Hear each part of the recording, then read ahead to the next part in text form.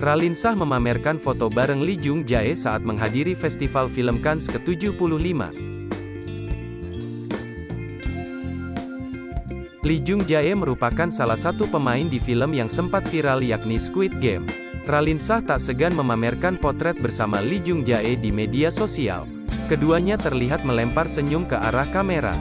Raline mengaku sangat bangga bisa tampil di Festival Film Cannes tahun 2022. Perempuan berusia 37 tahun tersebut juga mengaku senang dan bahagia bisa berjalan bersama Lee Jung Jae.